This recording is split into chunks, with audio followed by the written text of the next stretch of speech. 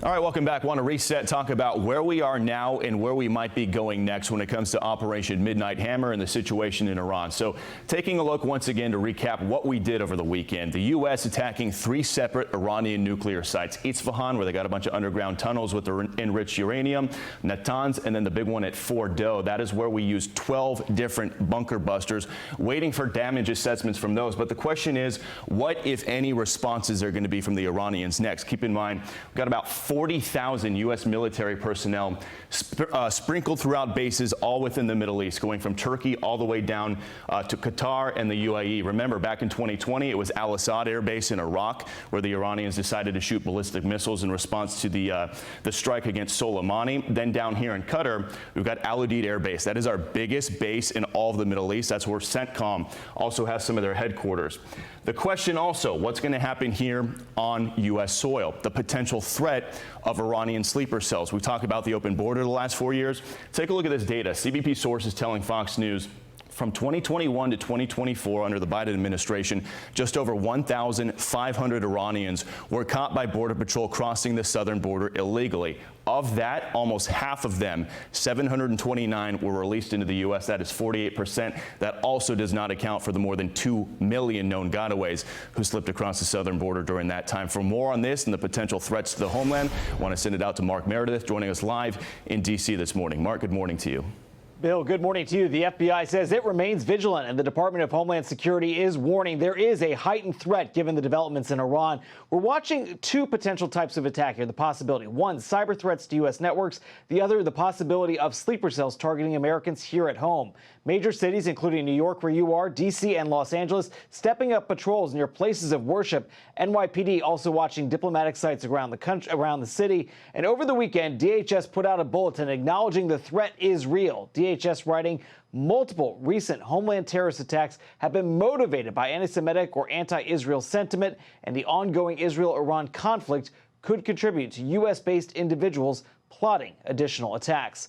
Some lawmakers fear the sharp influx of migrants into the U.S. over the last few years may have allowed Iran to send sleeper cells into the U.S. undetected. And as Bill mentioned, Fox learning many Iranian nationals detected crossing into the U.S. during the Biden administration were allowed to stay and not kept in custody.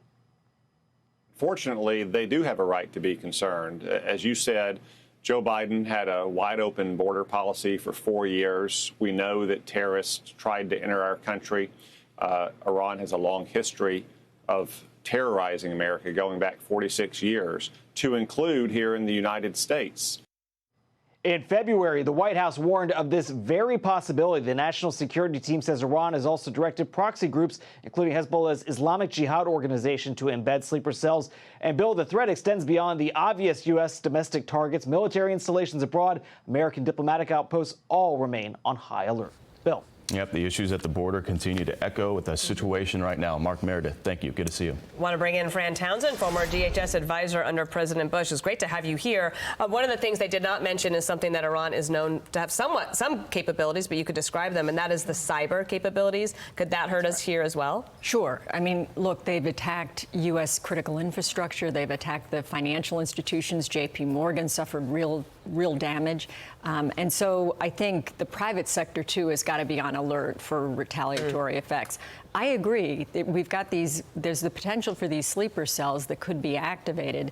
But the FBI has the Joint Terrorism Task Forces, and the glory of those is you've got state and locals in there and DHS, so that they're all working the problem together. This is not a new concern, and so I imagine long before the bombing they were working to uncover sleeper cells. I do think the people the most at risk for a physical attack are our bases overseas and diplomatic institutions. And when it comes to those concerns about potential sleeper cells, when I was down at the border, I met a lot of Iranians, and most of them seemed like pretty nice guys. They come up to the cameras and they spoke English. They said they wanted to flee the regime. I think a lot of the concern has to do with the gotaways, right? More than 2 million over the last 4 years. Those are people we never saw on our cameras. Those are people Border Patrol never caught. Those are people who paid the coyotes extra to get away from law enforcement. That's right. What are your concerns about that population? So that's exactly the focus of the Joint Terrorism Task Forces. because you've got state and locals there who are closer to the communities, who have sources in the communities and can feed into the federal system that can bring resources to bear. And so I take some comfort in the fact, the other thing the FBI brings with them is access to surveillance capability. So you can use the Foreign Intelligence Surveillance Act. This is really what it was intended for, and to gather intelligence to identify those cells. Take us to the region. You know it very well. One of the things here is that Israel had degraded the capabilities of Hezbollah and Hamas. Okay, so we have that. But there are other players in the region. President Trump was there 3 weeks ago. I think that those relationships helped in this situation because, as far as I can tell, they're being very quiet. Right.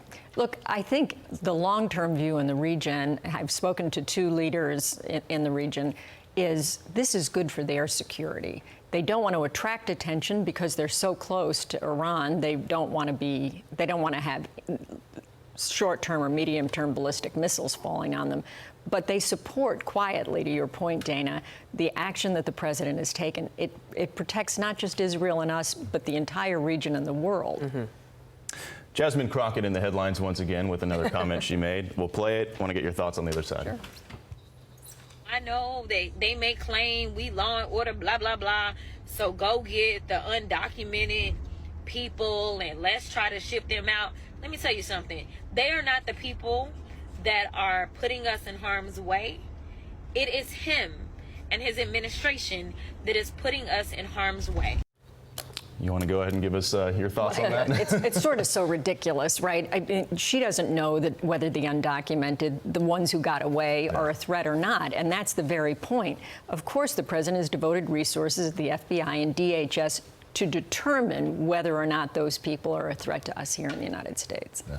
Fran Townsend, it's so good to see you. Good to see you. And we have a lot of history, and so it's good to sort of close it out, right? On Saturday night, I was like, oh. Wait, I know this story. I want to get on air. So it was good, and our coverage has been great, and you enhance it. Thank you. We appreciate you. Nice to see you. I'm Steve Ducey. I'm Brian Kilmeade. And I'm Ainsley Earhart. And click here to subscribe to the Fox News YouTube page to catch our hottest interviews and most compelling analysis.